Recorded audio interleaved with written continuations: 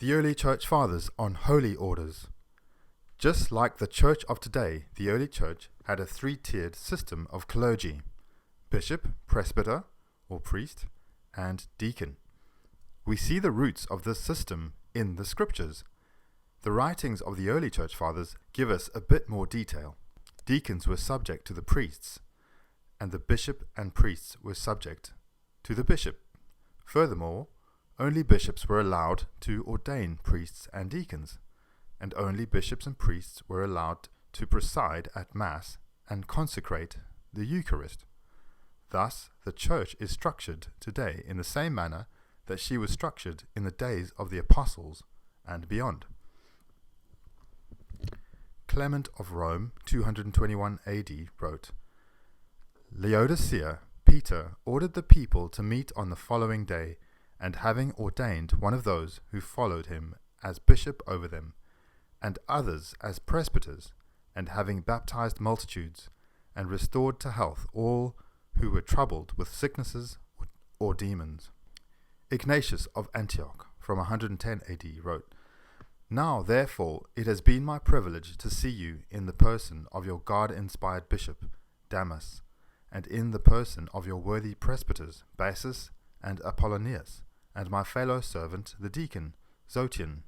What a delight in his company, for he is subject to the bishop as to the grace of God, and to the presbytery as to the law of Jesus Christ. I carried out, while I was in your midst, I spoke with a loud voice, the voice of God. Give heed to the bishop and the presbytery and the deacons. Some suspect me of saying this because I had previous knowledge of the division certain persons had caused, but he for whom I am in chains is my witness that I had no knowledge of this from any man. It was the Spirit who kept preaching these words. Do nothing without the bishop. Keep your body as the temple of God. Love unity. Flee from divisions. Be imitators of Jesus Christ, as he was imitator of the Father.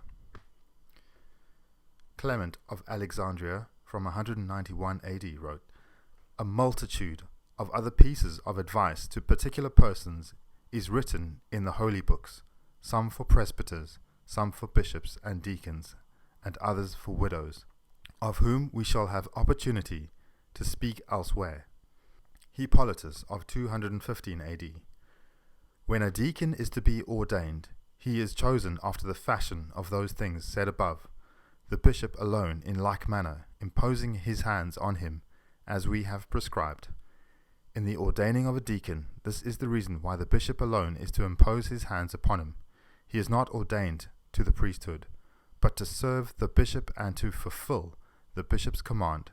He has no part in the council of the clergy, but is to attend to his own duties, and is to acquaint the bishop with such matters as are needful. On a presbyter, however, let the presbyters impose their hands, because of the common and like spirit of the clergy. Even so, the presbyter has only the power to receive the Spirit, and not the power to give the Spirit. That is why a presbyter does not ordain the clergy, for at the ordaining of a presbyter he but seals, while the bishop ordains. Origen, 234 AD. Not fornication only, but even marriages, make us unfit for ecclesiastical honours, for neither a bishop nor a presbyter nor a deacon nor a widow is able to be married twice. Cyprian of Carthage, from 250 AD. Christ who says to the apostles, and thereby to all chief rulers, who by vicarious ordination succeed to the apostles, He that heareth you heareth me, and he that heareth me heareth him that sent me, and he that despiseth you despiseth me, and him that sent me. Quoting Luke 10:16. Council of Elvira, 300 AD, Canon 18. Bishops, presbyters, and deacons may not leave their own places for the sake of commerce, nor are they to be travelling about the provinces, frequenting the markets for their own profit. Certainly, for the procuring of their own necessities, they can send a boy or a freedman, or a hireling or a friend, or whomever, but if they wish to engage in business, let them do so within the province. Council of Nicaea 1, 325 AD, Canon 18. It has come to the knowledge of the Holy and Great Synod that, in some districts and cities, the deacons administer the Eucharist to the presbyters, i.e. priests, whereas neither canon nor custom permits that they who have no right to offer the Eucharistic sacrifice should give the body of Christ to them that do offer it. And this also has been made known, that certain deacons now touch the Eucharist even before the bishops. Let all such practices be utterly done away, and let the deacons remain within their own bounds, knowing that they are the ministers of the bishop and the inferiors of the presbyters. Let them receive the Eucharist according to their order after the presbyters, and let either the bishop or the presbyter administer to them.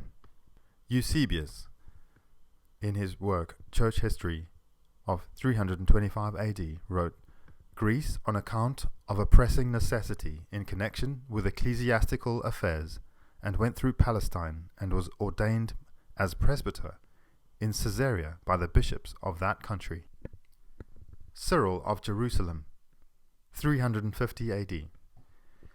Consider, I pray, of each nation, bishops, presbyters, deacons, solitaries, virgins, and laity besides, and then behold their great protector, and the dispenser of their gifts, how throughout the world he gives to one chastity, to another perpetual virginity, to another almsgiving, to another voluntary poverty, to another power of repelling hostile spirits. Athanasius, from 354 AD. For if all were of the same mind as your present advisers, how would you have become a Christian, since there would be no bishops? Or if our successors are to inherit this state of mind, how will the churches be able to hold together? Hilary of Poitiers, 356 AD. The blessed Apostle Paul, in laying down the form for appointing a bishop and creating, by his instruction, an entirely new type of member of the church, has taught us in the following words the sum total of all the virtues perfected in him, holding fast the word according to the doctrine of the faith, that he may be able to exhort to sound doctrine and to convict gainsayers.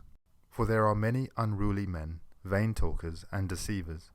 For in this way he points out that the essentials of orderliness and morals are only profitable for good service in the priesthood, if at the same time the qualities needful for knowing how to teach and preserve the faith are not lacking. For a man is not straightway made a good and useful priest by a merely innocent life, or by a mere knowledge of preaching. Theodoret of 443 AD.